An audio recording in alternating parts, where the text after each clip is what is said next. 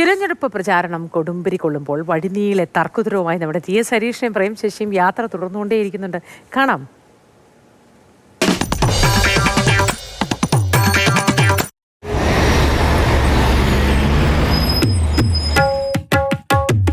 മാറാത്തതിന് മാറും, പയ്യാമ്പലവും മാറും.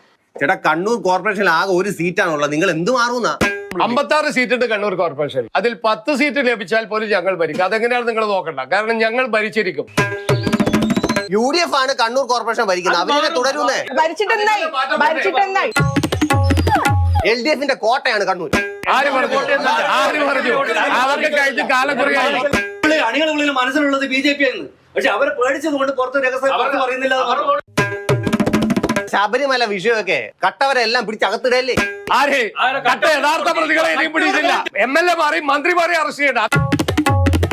Personal ബെനിഫിറ്റ്സിനും party വളർത്താനും വേണ്ടിയിട്ടല്ല നമ്മളില്ല. നമ്മൾ ജനങ്ങളെ സേവിക്കാൻ വേണ്ടിയിട്ടുള്ള ഇന്റൻഷൻ മാത്രമേ നമുക്കുള്ളൂ. PK രാജേഷൊക്കെ പുതിയ പാർട്ടി ഉണ്ടാക്കി അങ്ങ് മത്സരിക്കല്ലേ? അതും നമുക്ക് അനുകൂലമായിരിക്കും. PK രാജേഷ് പിടിക്കുന്ന വോട്ട് കോൺഗ്രസിന്റെ വോട്ടായിരിക്കും. ഞങ്ങൾ ജയിച്ചു വരും. അതുകൊണ്ട് ചേട്ടാ, PK രാജേഷ് LDFന്റെ കൂടെ നിന്ന് UDFന്റെ കൂടെ നിന്ന് നിങ്ങൾ എന്ത് കൂടെ നിർത്താത്ത? ഞങ്ങൾക്ക് വേണ്ട, ഞങ്ങൾ ഇന്ത്യ ഭരിക്കുന്ന ഒരു പാർട്ടിയാണ്. എല്ലാവരും ഇന്ത്യ ഭരിക്കുന്ന ഒരു പാർട്ടിയാണ്. ചേട്ടാ, ഇന്ത്യ ഭരിക്കുന്ന പാർട്ടിയൊക്കെ തന്നെ, പക്ഷെ കേരളത്തിൽ എന്താ സ്ഥാനം? കേരളം മാറും. വോട്ടെണ്ണം നമുക്ക്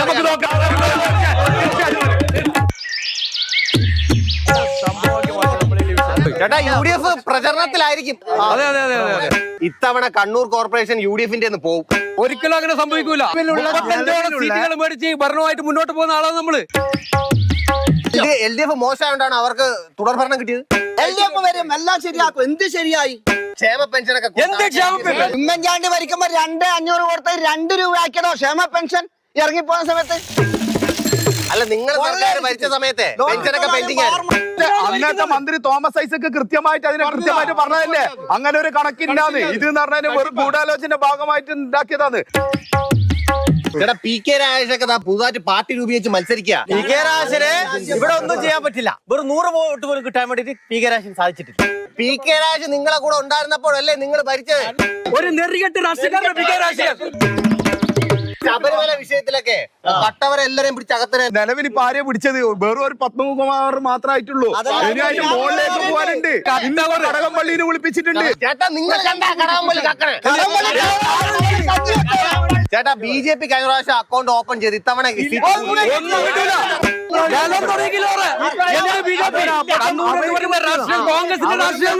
ലോക്സഭാ തെരഞ്ഞെടുപ്പിലൊക്കെ BJPക്ക് വോട്ട് കൂടി. പരമശിവൻ BJP ആണെങ്കിൽ ശിവന്റെ കഴുത്തിൽ കിടക്കുന്ന പാമ്പാണ് CPM. അതിങ്ങനെ മനസ്സിലാക്കണം. സർവ്വനവര് നിങ്ങൾ പറഞ്ഞ കണ്ണൂർ കോർപ്പറേഷൻ നിങ്ങൾ ഭരിക്കുന്നതാണ്.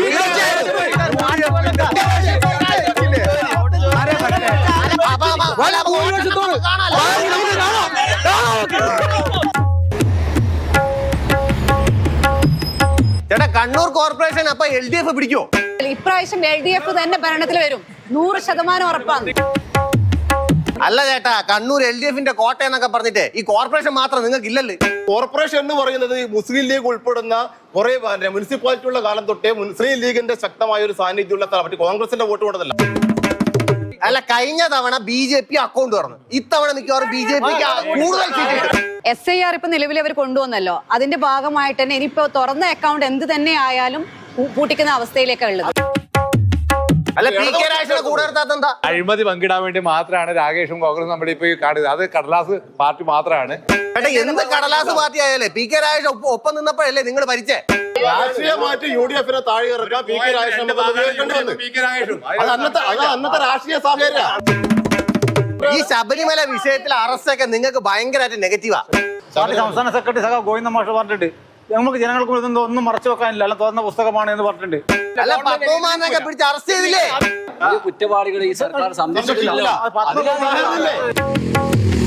നിങ്ങൾ ഈ ഇലക്ഷൻ ആവണ്ടല്ലേ നിങ്ങൾ ഇപ്പൊ ക്ഷേമ പെൻഷൻ കൂട്ടിയത്? കേന്ദ്ര ഗവൺമെന്റ് ഉപരോധം പിൻവലിച്ചാൽ ഈ സർക്കാർ പോകുന്നതിലേക്ക് പെൻഷൻ 2,500 രൂപ വർദ്ധിപ്പിക്കും. പാർട്ടി വ്യക്തമാക്കി, സർക്കാർ വ്യക്തമാക്കിയിട്ടുണ്ട്. നിങ്ങൾ നോക്ക്, കേരളം മുഴുവൻ ഇതുപോലെ വികസിക്കും. കേട്ടാ, ഇത് നമ്മൾ നിൽക്കുന്നത് അത് കോർപ്പറേഷൻ നിങ്ങൾ പിടിക്കുന്ന പറയണേ. അപ്പൊ 13 വോട്ടെണ്ണ നമുക്ക് കാണണം.